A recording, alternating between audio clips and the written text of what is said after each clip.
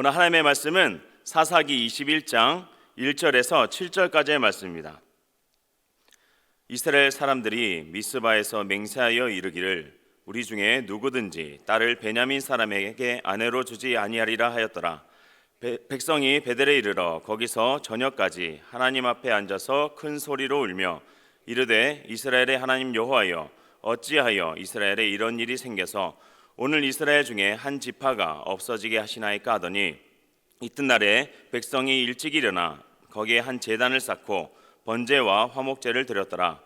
이스라엘 자손이 이르되 이스라엘 온 지파 중에 총회와 함께하여 여호와 앞에 올라오지 아니한 자가 누구냐 하니 이는 그들이 크게 맹세하기를 미스바에 와서 여호와 앞에 이르지 아니하는 자는 반드시 죽일 것이라 하였음이라.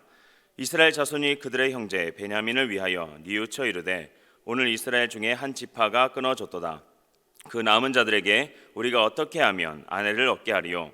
우리가 전에 여호와로 맹세하여 우리의 딸을 그들의 아내로 주지 아니하리라 하였도다. 아멘. 사사기 21장 1절에서 7절 말씀을 가지고 문제는 문제 밖에서 풀린다. 문제는 문제 밖에서 풀린다 라는 제목으로 함께 은혜 나누겠습니다. 제가 실타래를 하나 가져왔습니다. 좀 꼬여 있습니다. 자, 이렇게 한번 생각을 해보겠습니다. 이 실타래가 어느 순간 자각하는 것입니다. 내가 지금 꼬여 있구나. 내가 이 속에서 문제가 참 많구나. 자, 그래서 각자가 움직이기 시작하죠. 그리고 이것을 풀려고 애를 쓰기 시작합니다. 점점 스스로를 잡아당기고 밖으로 나가려고 합니다. 자, 그러면 어떻게 될까요? 아마 처음에는 조금 풀려서 좀 나올 것이에요. 하지만 점점 그럴수록 실타래는 더 꼬이고 엉킬 것입니다. 그리고 어느 순간엔 도저히 풀 수 없는 지경에 될 것이지요.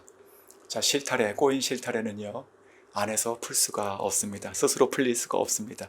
밖에서 풀어야 됩니다. 사람이 이것을 보고 어디가 꼬여 있는지를 보고 거기서부터 시작해서 하나씩 풀어가야만 풀릴 것입니다.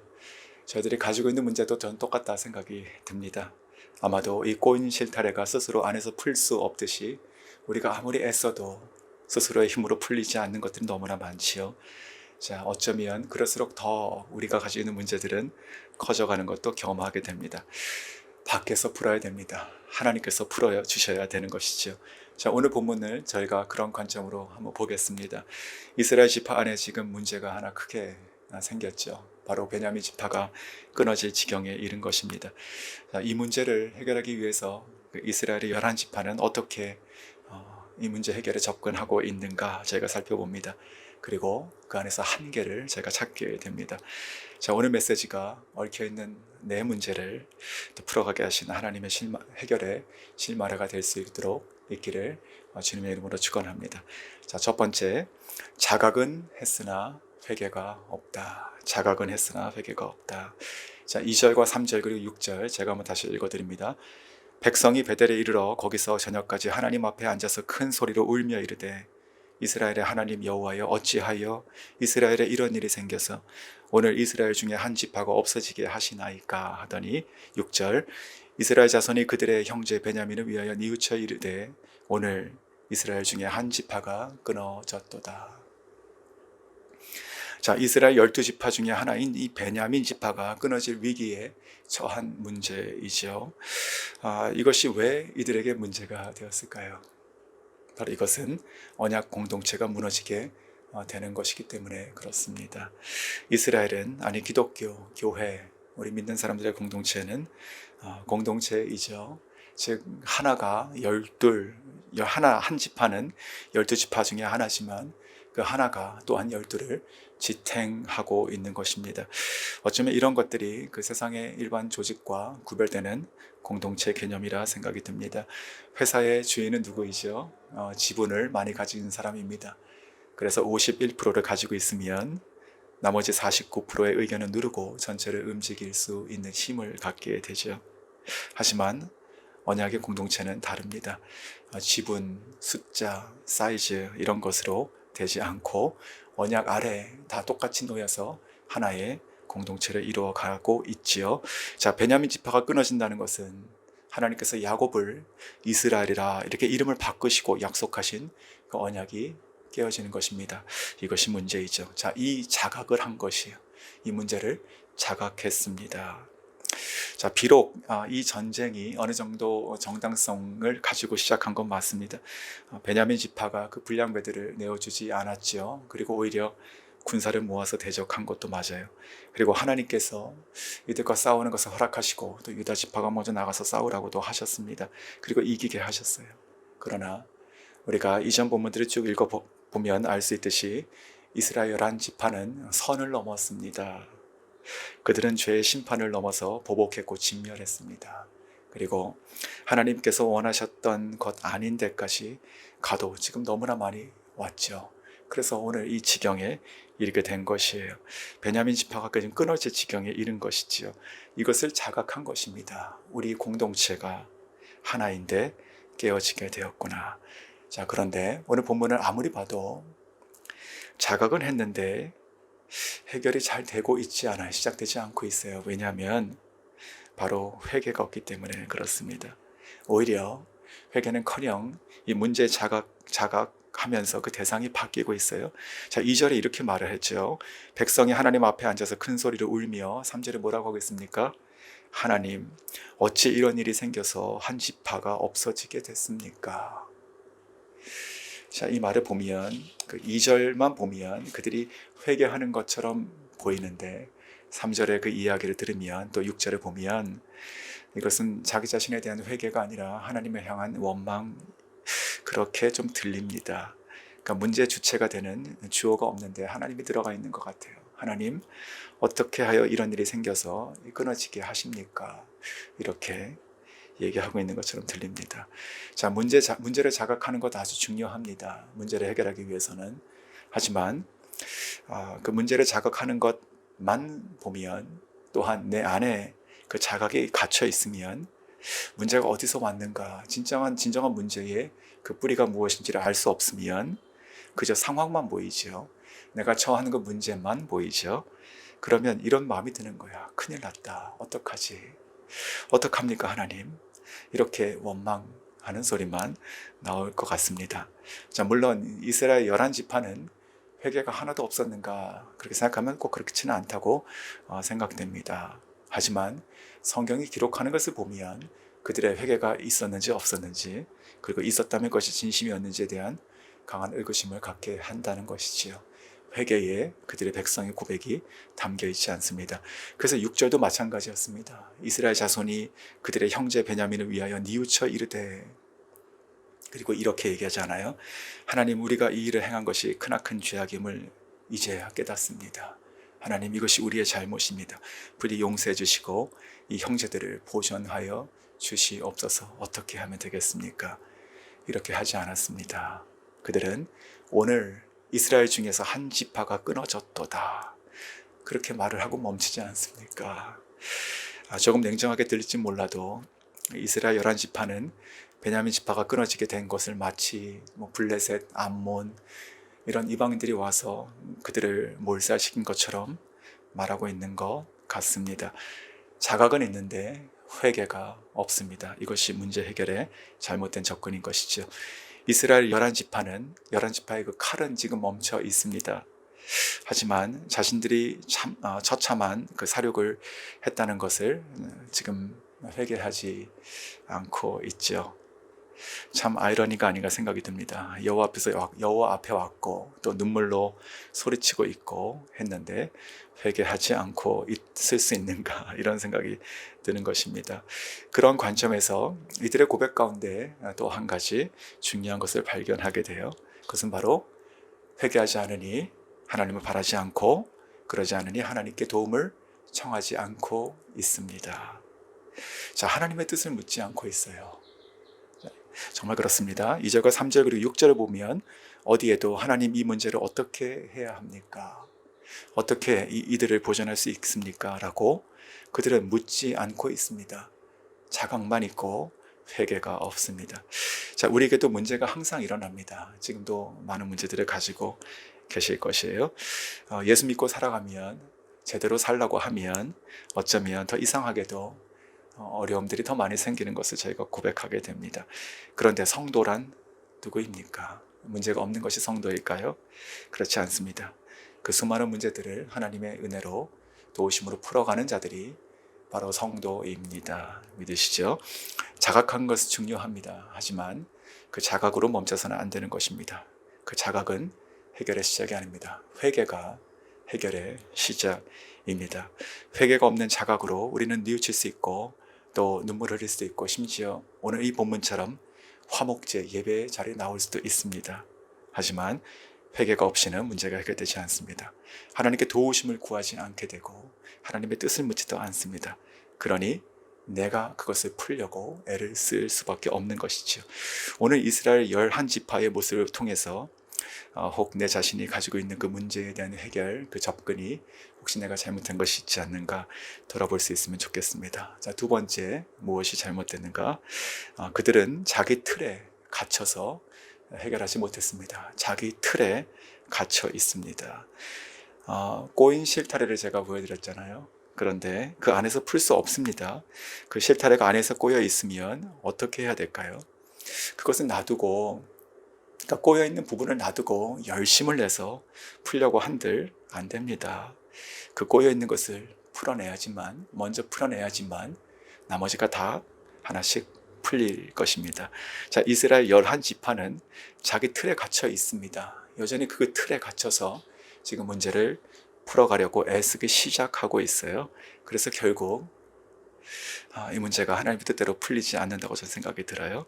21장 저희가 끝까지 계속 보겠지만 또 다른 새로운 문제들을 만들어내며 이 문제를 자기식으로 풀고 있기 때문에 그렇습니다. 자, 그 시발점이 되는 그들의 틀이 무엇이었는가? 오늘 본문 가운데 있어요. 그것이 바로 1절 그리고 5절 7절입니다. 자, 그들이 하는 말을 들어보죠. 1절 이스라엘 사람들이 미스바에서 맹세하여 이르기를 우리 중에 누구든지 딸을 베냐민 사람에게 아내로 주지 아니하리라 하였더라. 5절 이스라엘 자손이 이르되 이스라엘의 온 지파 중에 총회와 함께하여 여호와 앞에 올라오지 아니한 자가 누구냐 하니 이는 그들이 크게 맹세하기를 미스바에 와서 여호와 앞에 이르지 아니하는 자는 반드시 죽일 것이라 하였습니다. 자, 7절 그 남은 자들에게 우리가 어떻게 하면 아내를 얻게 하리요? 우리가 전에 여호와로 맹세하여 우리의 딸을 그들의 아내로 주지 아니하리라 하였도다. 자, 이 세 절에 보면 누가 지금 맹세를 한 것이에요? 바로 이스라엘 11지파 그들이 한 것이죠. 하나님께서 명하여 순종하는 말이 아니었고 그들이 모여서 그렇게 결의한 것입니다. 그것이 잘못이란 것을 알고 회개하고 돌이켜야 되는데 그러지 않고 그것을 그대로 두고 지금 문제를 풀어가려 하고 있는 모습을 저희가 보고 있습니다. 조금 더 근본적인 얘기를 하나 해볼까요? 죄란 무엇일까요? 죄. 성경에 많은 설명들이 있습니다. 근데 그 중에 하나가 이제 바울이 로마서에서 말한 것인데 뭐라고 했냐면 죄는 불법이다 이렇게 표현하죠. 근데 그 불법에 해당하는 그 헬라어 원어의 뜻은요, 법이 없다 이런 뜻입니다. 법이 없다. 즉 하나님의 법이 없는 상태. 그래서 행해지는 모든 그 행위는 결국 인간의 죄성으로 타락한 죄성으로 기인한 죄일 뿐입니다. 자, 그런데 우리가 이런 말을 가끔 누군가에게 쓰는 경우들이 있습니다. 저 사람은 참 법 없이 살 수 있는 사람이야. 우리가 이렇게 이야기하고 또 들으면 무슨 생각을 하죠? 그 사람은 참 누가 시켜서 꼭 따라야 하는 것이 아니라 다 알아서 잘 한다. 그런 뜻이에요. 그런데 이렇게 한번 질문해 보십시오. 그럼 뭘 알아서 잘한다는 뜻일까요? 어떻게 그는 스스로 알아서 잘할까요? 바로 자기 안에 있는 또 다른 자기의 생각을 따르는 것이기 때문에 그런 것이지요. 자기가 옳다 여기는 그것을 의로 삼아서 따르기 때문에 그런 것이 아닐까요? 자, 그렇다면 법 없이 사는 사람은 꼭 선량한 사람만 있는 것이 아니죠. 가령 서부시대 카우보이 아니면 조선시대 의적 이런 사람들을 보면 이야기를 보면 부자의 재물들을 그들이 강제로 빼앗고 또 서부에 있는 카우보이들은 악한 사람을 스스로 자기가 총을 쏴서 처단하잖아요. 어떻게 그들은 그렇게 할 수 있을까요? 왜 우리는 그들을 때때로 의인이라 이렇게 이해를 할까요? 바로 자기 안에 있는 법을 따르기 때문에 그렇습니다. 자기가 법이 되는 것이에요. 자, 다시 정리하면 하나님의 법이 없으면 모든 사람은 결국 자기 안에 있는 법을 따르게 됩니다. 그것이 때때로는 선량한 모습으로 나오기도 하지만 결국은 하나님 앞에 죄를 짓는 것, 그것이 성경의 결론입니다. 자기 틀에 갇히면 문제를 해결할 수 없습니다. 자기가 풀려고 하면 안 되는 것이 분명히 있어요. 오늘 이스라엘 이 11지파가 하는 말을 보면 그렇습니다. 우리가 두 가지를 맹세하지 않았느냐. 우리가 두 가지를 바꿔 얘기하면 우리가 스스로 두 가지를 우리 마음에 우리 행동의 법으로 삼지 않았느냐. 우리가 이것을 벗어날 수 없지 않느냐. 그렇다면 우리가 벗어나지 못한다면 그래도 우리가 이 문제를, 즉 베냐민 지파가 끊어지는 것을 막아야 하는데 어떻게 할 것인가, 이렇게 지금 생각을 이어가고 있습니다. 참으로 안타까운 것은 그들이 기어코 그들이 버리지 못한 이 두 가지 법, 이 맹세 때문에 결국 더 큰 문제를 가지고 문제를 이야기하며 일종의 지금 베냐민 지파를 보존해 가고 있는 것이지요. 즉 총에 들어오지 않는 사람들이 찾아보니까 있었어요. 그러니까 그들은 다 죽여도 되는 것이에요. 그리고 그들의 아내를 주는 것도 그들의 결이 밖에 있었으니 가능하다. 이런 식으로 문제를 풀어가고 있습니다. 자, 실타래는 스스로 못 풉니다. 꼬인 것을 놔두고 그 다음부터 아무리 열심히 한다 한들 풀어지지 않습니다. 지금 내 문제도 어떨까 한번 생각해 보게 됩니다. 우리가 하나님께 가지고 나가지 않으면 결코 풀리지 않을 것입니다. 어쩌면 나는 여전히 내 방식대로 그 문제의 핵심 놔두고 지금 내가 어떻게 할 것인가에만 묶여서 지금 또 이렇게 이 지경에 이른 것이 아닌가 좀 생각하게 됩니다. 자, 그렇다면 만약에 그런 것이 있다면 저희들은 오늘 본문을 통해서 우리 자신을 비춰봐서 하나님께 가지고 나아가서 하나님의 도우심으로 풀어가야 할 것입니다. 자, 오늘 말씀 묵상하며 한 가지 예화를 좀 나눠드리고 매듭을 짓겠습니다. 제임스 무어라고 하는 사람이 다 실패했을 때라는 책을 썼는데 그 책 안에 나오는 어떤 사업가 로버트라는 사람의 이야기입니다. 자, 그는 보스턴 주에 살았던 사람으로서 그 주택단지 개발업자로서 아주 성공한 사람이었습니다. 약 3,200만 달러의 자본금으로 그 회사를 운영했던 성공적인 사업가였습니다. 그런데 많은 문제들이 일어났고 또 자금 사정이 악화되면서 결국 그 회사가 파산했다고 합니다. 그는 정말 가슴이 답답해서 견딜 수가 없었습니다. 그러던 중 마침 지나가는 곳에 교회가 있었고 그는 길가에 차를 세우고 그 교회로 들어갔습니다. 그리고 맨 뒤에 뒷좌석 구석진 곳에 앉아서 이렇게 하나님께 기도했다고 합니다. 하나님, 나 좀 살려주십시오. 나 좀 살려주십시오. 정말 살 길이 없습니다. 정말 도저히 방법이 없습니다. 하면서 그렇게 그냥 기도만 하게 됐다고 합니다. 그도 미국 사람이니까 교회는 이렇게 다녔지만 이날처럼 정말 눈물로 하나님께 기도한 적은 평생 없었다. 그렇게 또 고백하고 있습니다. 마침 그날 예배가 있었는데 그 목사님께서 하셨던 설교 내용이 뭐였냐면 예수님께서 회당장 야이로의 딸을 살리신 사건이었습니다. 근데 그 말씀이 이 로버트, 이 사람에게 정말 가슴에 방망이로 치는 것처럼 그렇게 들렸습니다. 그러면서 깨닫게 됩니다. 내가 정말 왜 내 사업이 파산하였는가? 왜 내 사업이 죽었는가? 그것은 예수님과 함께하지 않았기 때문이구나. 그것을 깨닫게 되었습니다. 주님은 야이로가 도저히 할 수 없는 그 딸의 죽음의 문제를 해결해 주셨듯이 내가 지금 도저히 할 수 없는 이 죽은 내 사업체를 살리실 분은 하나님밖에 없구나. 그렇게 깨닫게 됩니다.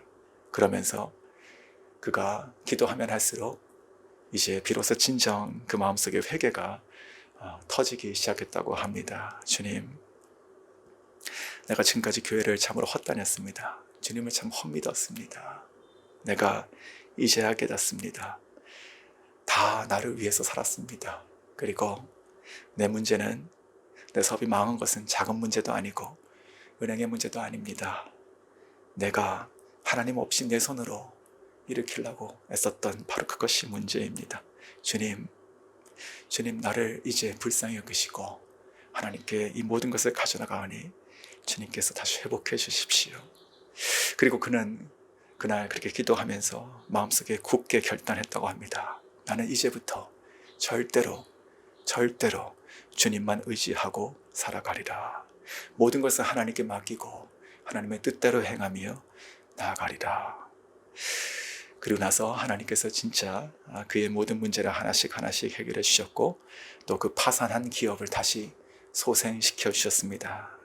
그 회사는 다시 일어났고 직원을 50명이나 거느리는 이전보다 훨씬 더 튼튼한 회사가 되었다고 합니다.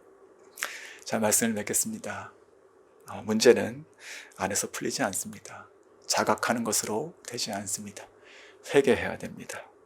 또다시 회개하지 않으면 또다시 자기 틀에 갇히기 때문에 오히려 문제는 더 커지고 더 복잡해질 뿐입니다. 오늘 우리 마음속에 혹시 가지고 있는 무거운 마음들, 문제들이 있으십니까? 혹 나도 기도를 하지만 여전히 내 뜻대로 힘써 풀려고 하는 것이 있다면 오늘 아침 우리가 회개할 수 있게 원하고 하나님께 가지고 나가기 원합니다. 그리고 하나님께 도우심을 구하십시오. 주님 뜻을 구하며 순종하시면 좋겠습니다. 내 문제는 하나님께서 풀어주십니다. 성경이 말씀하십니다. 너희 모든 염려를 다 주께 맡기라. 이는 그가 너희를 돌보심이라. 아멘.